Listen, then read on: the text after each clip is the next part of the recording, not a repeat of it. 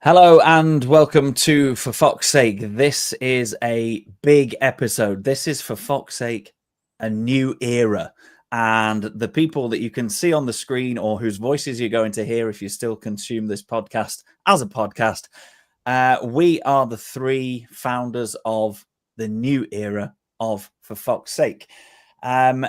Big news from us. You might have seen it on our social media in the last few days, but from January the 1st, For Fox's Sake will no longer just be a podcast or just be live shows with myself and Pete, but we will be launching a brand new media outlet covering Leicester City, the men's team, covering Leicester City's women's team, covering the history of the club, interviews, fan opinions, the lot. It is literally going to have everything. It's designed to be a one-stop shop for all Leicester City fans, and we want to take all existing For Fox's Sake fans with us and find a lot more along the way. So loads of information to kind of put out through our socials, but the main key point at this moment in time on the 14th of December is the fact that if you sign up now, you register your interest, then you will receive a discount for either month by month, if that's the way you'd like to pay, or for an annual subscription when the website goes live on January the 1st. So that is the first order of business. The links will be wherever you need to find them. We will put them right in front of you. The early sign-up page is live. The website will be going live on the 1st of January. Get yourself signed up. Get anybody who you think deserves a Christmas present signed up. That's what we like to do here at For Fox's Sake. We give away a shirt earlier this week as well. You know, we're all about Christmas cheer and stuff. So we will talk a little bit more, I think, as we get to know the three of us, as you get to know the three of us. We know each other in the next few minutes about what it's going to look like. But for those of you who are new to For Fox's Sake, those of you seeing this for the first time, maybe thinking, why do we want another Leicester City fan page? The reason that we are in a position to put this out for you guys is the fact that the three of us here all have a background in broadcasting and in journalism. And we're all three of us are Leicester fans. I mean, that's a prerequisite, obviously. So I'll go first and then we'll introduce everybody else, because I'm conscious of the fact that I've done a Pete Selby here. I've done a 2.5-minute monologue and nobody can stop me. So I'm Rob Hayes. I am the co-founder of the For Fox's Sake podcast alongside Pete. Around 12 years ago. I am a sports journalist and a sports broadcaster, have been for the last 14 years. As a written journalist, I've covered snooker world championships and hundreds of football matches for regional and national newspapers. And as a commentator and a presenter, I've worked on Champions League and Europa League finals, in terms of football, as well as World Athletics Championships for various different broadcasters and outlets, including ITV, Sky, Eurosport, BT Sport. So that's me. That's my background. My fellow co-founder of For Fox's Sake, Pete Selby. Yeah, thank you, Rob. Yeah, I'm Pete. 12 years ago, again, me and Rob started this this podcast, which is now developed over 12 years, and now it's developing even further. And it's something that we wanted to do a long time ago, and now we're so happy that it's happening on January the 1st. For foxsake.news, make sure you head there and you'll be able to find out all the information. Sign up right now. I'm a professional sports broadcaster and commentator. I've commentated on Leicester City for 10 years. I've commentated on international football. World Cup final was a highlight, and what a match that was back in Qatar, and also at Olympics, Paralympics, and you name a sport, I've probably covered it in one way, shape or form.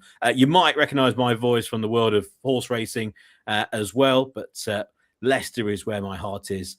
And yes, I'm thoroughly looking forward to what we can provide you with our brand new venture. Especially from a personal point of view. And I know Andy's a big kind of history buff, more than I am, but I'm looking forward to the nostalgic pieces, the interviews with players from yesteryear, some players that I would never even have seen wearing a blue shirt of Leicester, and wanted to know their stories. And then maybe some of the modern players, or maybe some players who only played a few games, and hearing their stories. But apart from that, that's what I can bring to the table, my experience. And now let's introduce Andy Moore. How you doing, guys? Right, I'm the newbie. This venture for me is just something that I think it's a no-brainer for us guys. We're all friends, we're all Leicester City fans, and it's just a great idea that we're giving a one-stop shop, as Rob said, for Leicester City fans to come and experience what we want to do. I'm a bit of a different to the other two guys. I've less experience in the broadcasting area, but a bit more experience in the written area.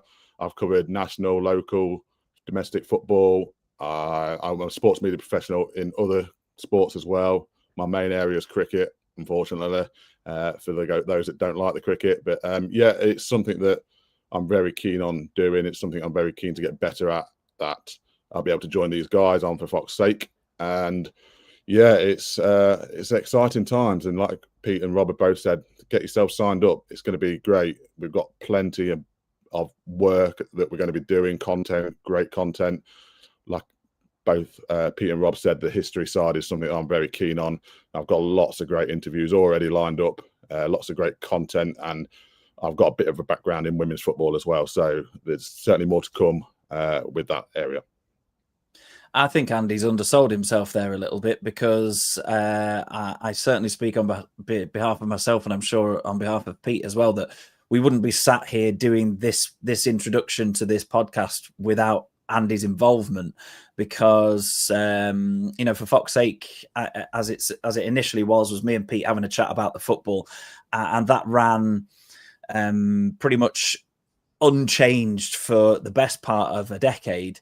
Then I went away and did some traveling last year. Pete brought in a few listeners to join in a more sort of a round table discussion.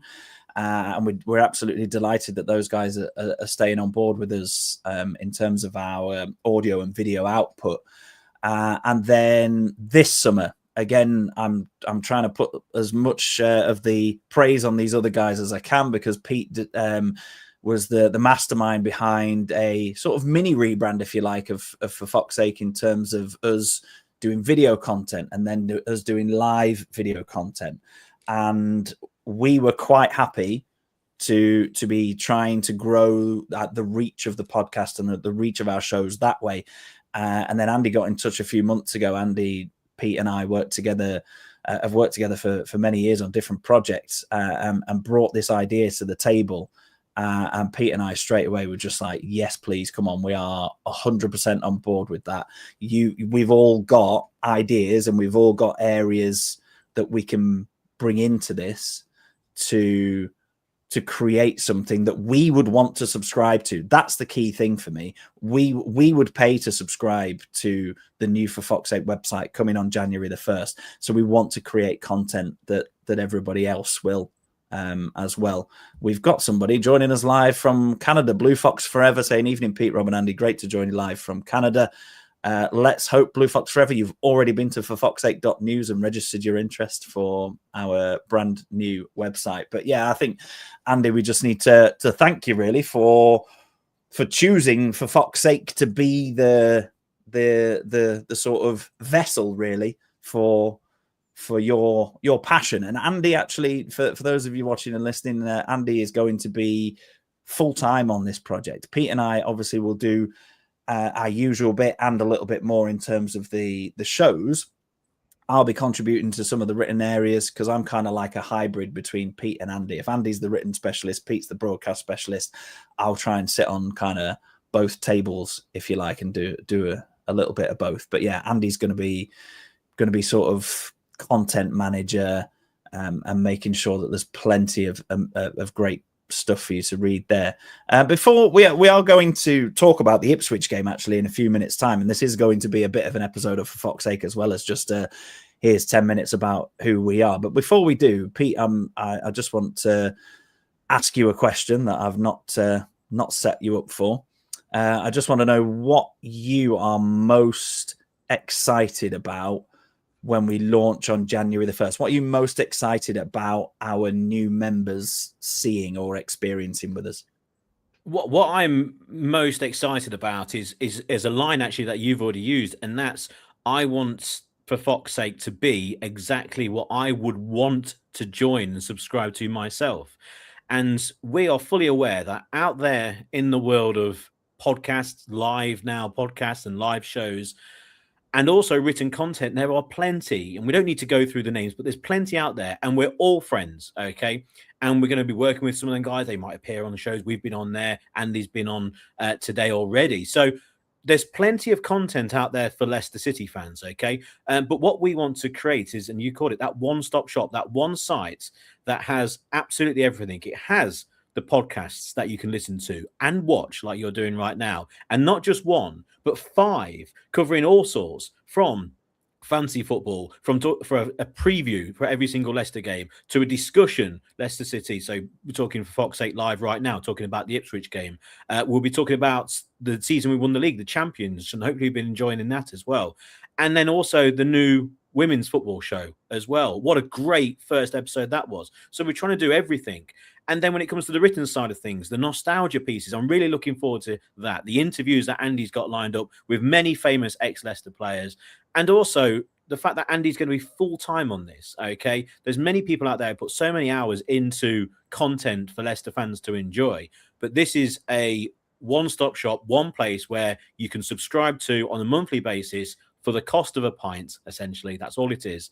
And it means that you will get, hopefully, what you want from all angles. And for me, I want that nostalgic piece. And maybe just to give you a little tidbit, but I love a list. I'm a big fan, big quiz fan, and I like lists. Okay, so if someone tells me this is the best show, I'm like, that's the best show. I want to see the top 10, and why have you put that one at the top? Okay, so just a little bit. We might be doing maybe the top 100 players of all time to do with Leicester. Maybe that's something that I'm looking forward to. But more if you put your email address down for foxsake.news.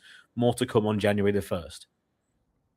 Andy, what in particular? I know you're a big history buff, so that side of things goes without saying. But what are you most excited about in terms of this collaboration between what we had as For Fox's Sake to begin with, what you've brought to For Fox's Sake in terms of sort of blending it all together? For me, it's working with you guys, because I think you're utter professionals. I really do. I love listening to your shows, watching your shows. So working with you guys is just a brilliant opportunity for me personally. But also, you know, we're signing up with if you look in the bottom corner there, you'll see the Counter Press logo as well. We've teamed up with them, and now we're working with a guy called Sam, who's a well-known journalist in the industry. This is his company kind of thing, with a couple of others, and he's already got plenty of other clubs and other sports clubs. So cricket's one that's happening quite a lot at the minute, that are all signed up or already up and running. And if you look at them, the quality that they produce on the website. So I'm looking forward to when the website goes live and seeing Leicester City For Fox's Sake as a website, as a digital website with lots of content coming through. I'm excited myself personally to get involved in more of these. I've done one this morning. It was probably my first real podcast this morning. I did it with the Leicester Fan TV guys. I want to get more involved with this with you guys as well. That's what I'm looking forward to. I just think I can't wait to get going. I can't wait to, and we want you guys to also tell us what you want out of content from Leicester City as well. Obviously, we can give you all the match reports and things like that, the generic things that always happen kind of thing. But we want to tailor our content basically to what you guys want to see from us. So that's, for me, it could go anywhere. There's lots of different things. We want to get you guys involved. I know we've got a special collab coming up already. We signed up for, that will be happening fairly soon across socials. So we're excited for this, and I just can't wait to get going and work with you guys. We are indeed, yeah. Thank you to everyone that's joining us live. Friend of the podcast, Mark Perkins, has put, he loves that the auto captions can't quite get the For Fox's Sake name right. Interesting on that, Mark, because that was one of the first conversations that we had to have with the people at Counterpress to make sure that they were all right with us saying "for fuck's sake" over and over and over again. Clearly, whichever social media channel you're watching it on can't quite compute the pun intended there. So I'm sure Mark's one of the first people who got his email in on forfogsake.news to get that early bird discount. James is absolutely right, saying it's cheaper than a pint nowadays. Pete was saying for the price of a pint. You're right, it's cheaper than a pint to sign up to For Fuck's Sake. The introductory offer, if you get your name in, if you get your email address in on forfogsake.news right now, the introductory offer will be 20% off, so £4 a month or £40 for the entire year. If you miss out on that window, it doesn't even go up by that much. It's a £5 a month or 50 quid for the year. So, and that really, what that allows us to do is make sure that we are in the best position possible to get you the best content possible. And that's really what it's there for. It also helps Counterpress to power the website, because the website is going to be so good. If some of you might be aware of Counterpress's work with other clubs already, it just looks so great. I mean, the branding that we've got here on the screen, if you're watching us in video form right now, this is the Counterpress's rebrand of For Fuck's Sake. They're really behind us. They're really on board with that. So the whole package is looking really, really great. We're going to get Sam on as well. Yes, we are. We're going to get Sam from Counterpress onto it to explain in even greater detail what they can offer as collaborators with For Fuck's Sake. So there's a lot of people putting a lot of time and effort into this, and we're very excited that it's only just over a fortnight away that we are going to launch. I think unless Pete or Andy raise their hands, I think we've probably covered what we wanted to cover in the first half of the show in terms of what's coming. Yeah, there he goes. We've got an objection from Pete Selby already. Go on. Always. I don't think we can mention it too many times, but forfoxsake.news, forfoxsake.news, and also forfoxsake.news. Head over there right now, put your email address in, and then you'll get notifications about how you can become a member. It will go live on January the 1st. There'll be many people out there who'll be waiting for January the 1st to take a look at the website and then make the decision. But if you put your email address in right now, you'll get plenty of notifications through regarding that January the 1st and all of the offers. So head over to forfoxsake.news right now. Put it as a bookmark on your phone as well. The mobile version of the site is absolutely superb as well. And just to reiterate how big this site will be, again, you'll be able to listen and watch to all the content, also alongside all of the written content as well. Andy? I'm just going to add into that. I know for a fact that they're looking at getting their own app as well. So it'll be easy to follow us on your mobile in the future. That's on its way in 2026. I think that's going to be happening. So yeah, it's going to be at the touch of your phone on your smartphone there for you, like any other, like this Twitter or YouTube, whatever you watch it on your phone, it's going to be right there for you. We've got Glenn Richardson watching along live saying, Leicester lad in Canada now too. Look at this. We are reaching across the Atlantic this evening.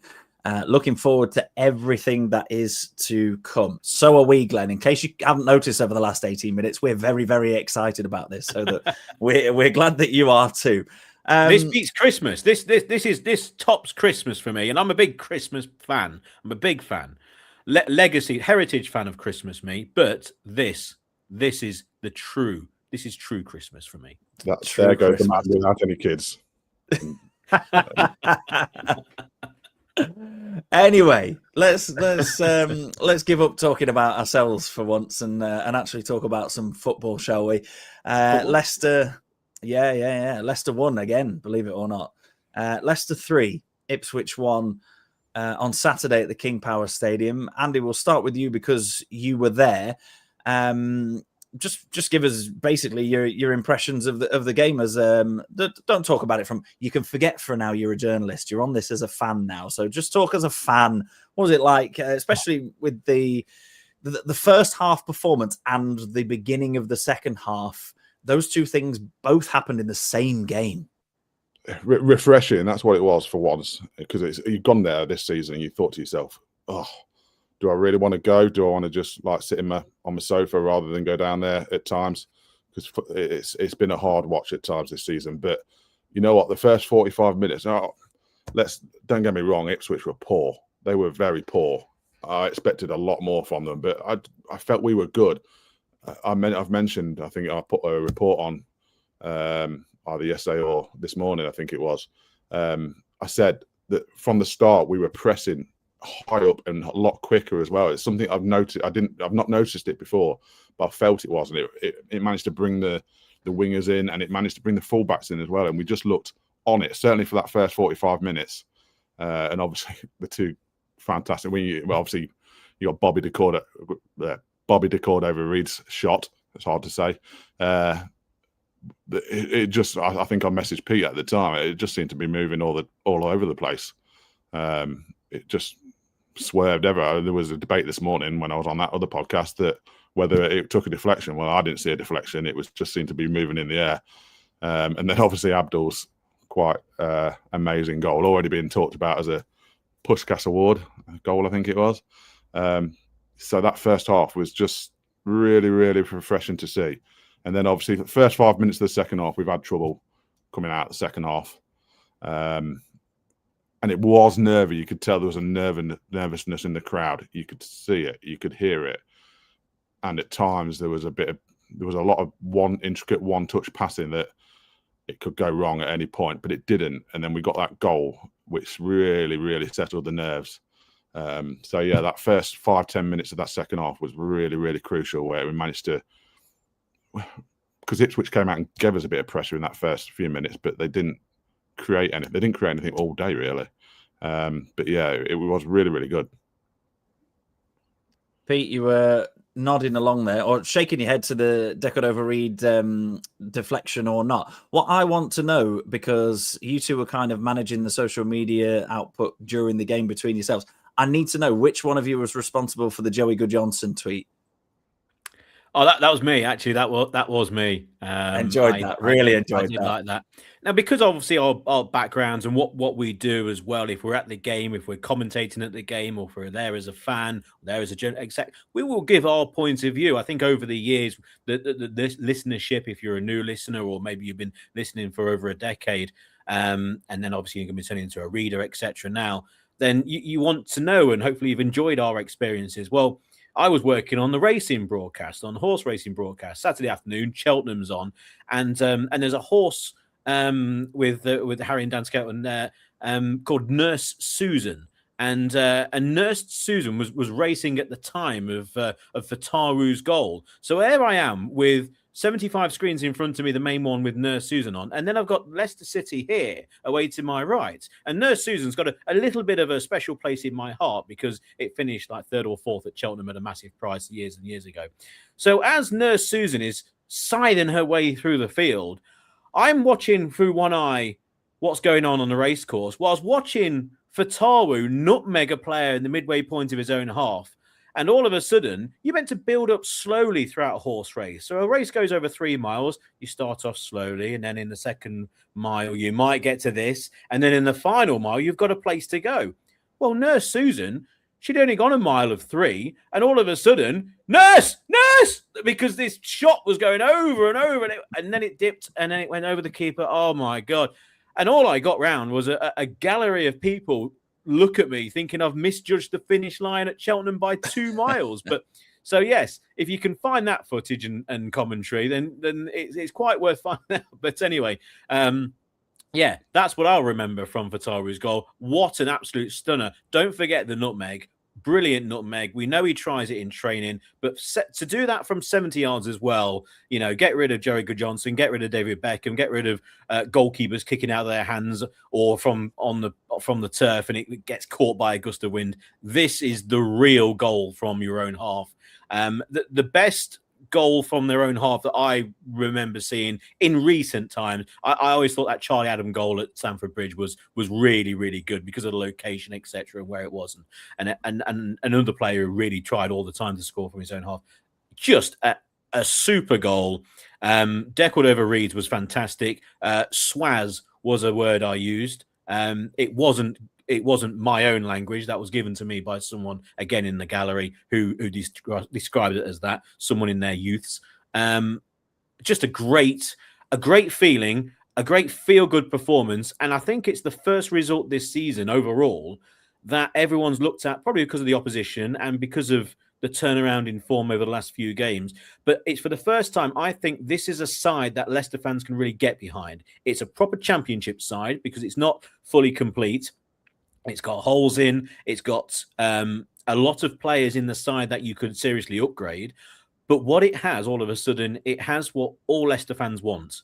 And it's the sort of thing that we're looking back on, for fuck's sake, with interviews with players and looking at nostalgia pieces, because it's players who wear their shirt with pride, who fight for the shirt. That's what we want as Leicester fans. That's all we ask for. Try your hardest, okay? We can always replace players with better players, and we've done that with our best players. Remember, Anthony Knockout was our best player. All of a sudden, gets subbed off. Riyad Mahrez comes on for his debut. Oh, well, we've upgraded our best player. Never mind.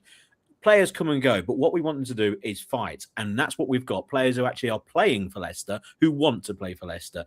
You know, I think we should concentrate now on this side and maybe the youngsters coming on.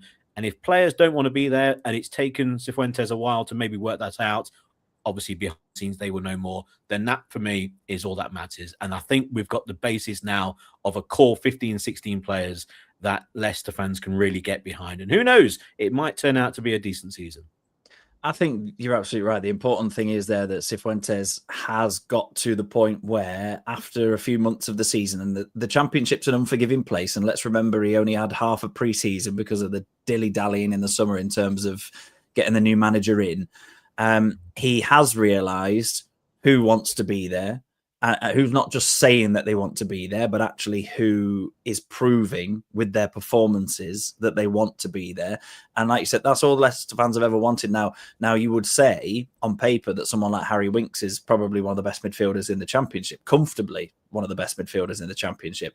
But if he can't be bothered, or he's not willing to go that extra yard to make a difference, then he quite rightly shouldn't be in the team. And there is obviously a problem there. If we know he fell out with Van Nistelrooy, I think that was because Van Nistelrooy wanted him to spend a bit more time staying at Seagrave rather than back up and down to the southeast. But ultimately, if he wants to be in the southeast and he's not fully committed to Leicester City Football Club, then see you later, off you go. And that brings us on to a midfielder who costs an awful lot of money and hasn't really done anything in his Leicester career so far to justify that price tag, but who you, the For Fox's Sake listeners and viewers, voted as your man of the match through our social media channels this weekend. And that's Oliver Skipp. He was Championship Player of the Season when he was out at Norwich a few seasons ago. He has him and James in that central midfield have been integral, and Deco Overreed in the 10. Those three, that midfield trio is perfect at the moment for how Leicester are trying to play. And Skipper's just got bags and bags of endeavour. He's never going to be the most glamorous footballer, Andy, but as Peter said, and as I've echoed, and as I'm sure you'll echo as well, all you ever want to see from a player in a Leicester shirt is them giving everything, and he clearly does. 100%. And that's, you know what, I said it this morning, and again, I'll say it again, just forget the price tag for him. It's a new start with Oliver Skipp. That game against Sheffield United, that first half was obviously atrocious, and then second half he came on and played at the back. But he was brilliant, as were a couple of the others that came on, and he carried it over into the Derby match, and he carried it over into the Bristol City match, and he carried it over on Saturday against Ipswich. You know what? I just wondered whether he just needed a run of games in the consistency, getting him on the pitch, getting him in the right position. He just works hard. I likened him to a Robbie Savage, a grafter, not the most talented player in the world. I think he got mentioned this morning but as Neil Lennon, another one who does all the hard work kind of thing. And he's always going to have games where he's not there. I think that's who Oliver Skipp is. So forget the price tag for me, Leicester City fans. Just take him for what he is. Like Rob said, he's a former Championship Player of the Season. I think he's going to be key for us for the rest of the season. He's going to have his off games. Let's try and not get on his back. He's got somebody beside him who is clearly one of the best players in that league, if not the best, in Jordan James. And I think if they can form that partnership and get a good partnership together, a good combination kind of thing, I think we're going to have better results. We're going to be there or thereabouts. And he's going to pop up for a goal every now and again. And he's going to pop, I think he did a last-ditch tackle on Saturday in that second half as well. He's everywhere, and that's what he is. And I think somebody mentioned he might be one of the first names on the team sheet going forward. So that's how big a player he could be for us for the rest of the season. Speaking of first names on the team sheet, Jordan James has been that pretty much for most Leicester fans for the last 4 or 5 weeks in terms of everything that he brings. But Pete, I know you were trying to jump in there, but I've got a question for you. How pleasing is it for you to see that actually Jordan James got 0% of the votes on the For Fox's Sake Man of the Match vote this weekend, so he didn't have to drag us through the game because there were other players who have raised their level of performance. I mean, it wasn't James' most outstanding game for Leicester, don't get me wrong, but he's had to have an individual impact in most of the games that Leicester have got anything out of so far this season. All of a sudden, he can actually go, hang on, well, Fatawa's done this, Skip's done that, Decordova-Reid's done the other. Nelson and Vestergaard actually look like they can be a centre-back pairing now. So all of a sudden, Jordan James finds himself on, if you were like ranking players, sort of somewhere in mid-table. If he's in mid-table, that means everybody else is pushing on their level further. Well, Andy mentioned it. Skip's going to have bad games. Jordan James is going to have bad games. Everyone's going to have a bad game. But what we need is for the rest of the side to up their game and not cover for them, but you get what I mean. That will smooth over, and overall the side wouldn't be diminished by the fact that one player's having a bit of an off day. The problem that we've had so far this season is that we've had more players having an off day than we've had players playing well, and we've been carried by 1 or 2 or 5 or 6 this season. Moments of magic by Fatawu at the start of the season when he was curling them into the top corner every week. That was covering over an awful lot of cracks, and then James came forward in his best position, which is alongside a more defensive midfielder and now Skip. And again, he's been the one performing, scoring goals as well, and carrying a lot of other players. But all of a sudden, in recent weeks, because again, we've got players who are all wanting to play and are all really, really trying once they're on the field of play. And again, that's a horrible thing to say about a football club and about football players, but we've seen that before. We've seen that at Leicester so far this season when they've downed tools and the side, and I've described the side at 1 or 2 points as they've collapsed as a unit. So I'm really impressed by James in midfield. Just skip for 1 second because I don't want to skip over the fact that I think a lot of his improvement has come through having a good number 10, having an outlet. Now, the one player who can pass the ball in our side is Winks. We know that. Skip's passing is limited, but it's there. But what he needs is options. And at the moment, you've got 2 wingers who are playing with a lot of confidence. And also you have a regular number 10. And a regular number 10 who puts himself in good positions. And also a player alongside him who, what I've noticed, James, again, given options, given his availability for Skip to make that pass. And Skip comes across, when he's hearing interviews, my dad today described him as quite a nervous fella. He seems quite nervous when he talks. Now, when he plays, we know he can get stuck in and really mix it amongst there. And he's a bit of a battler in midfield. But we need to give him outlets. You know, he's not Winks. He doesn't possess that range of passing. He's not a Danny Drinkwater, for example. So I think his upgrade in form certainly is down to him, obviously. But I think having a regular starting 11 also, and that number 10 that we've all been crying out for. So I think it really is that midfield diamond. As much as it's those 2 in midfield most people are pointing towards at the moment, don't rule out the impact that Decordova-Reid has. Not with scoring goals. We know he can do that, and he's been doing that fantastically. What a great goal at the weekend. But his effect on Skip and Winks. And one more thing, just the likening to Neil Lennon. Skip is a very he's a very awkward-looking player when he plays, isn't he? And Neil Lennon, I always thought Neil Lennon in his early days at Leicester, he wore shorts that were massive.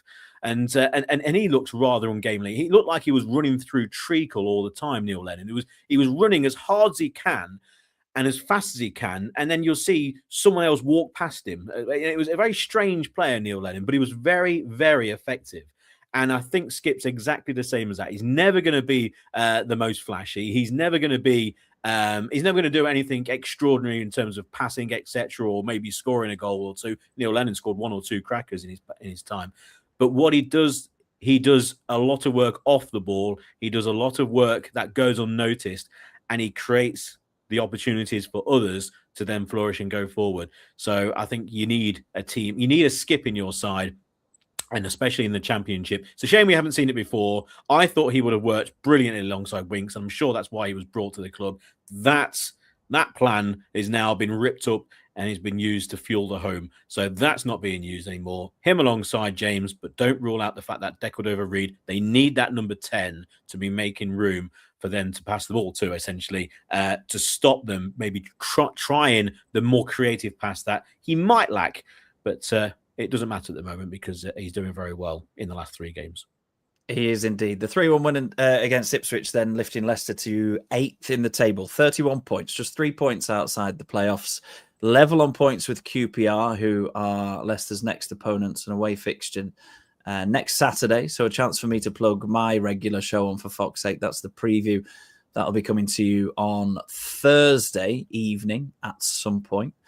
I don't think there's any more order of business for us, really, other than to remind you that forfoxsake.news is the website to go to enter your email address, to register your interest in our brand new media outlet, encompassing every piece of written video and audio, fan reaction and journalism that you could possibly want about Leicester City. Thank you very much to everybody that's watched along live and commented and joined us this evening. And thank you to you as well if you're listening back or watching back at a later date.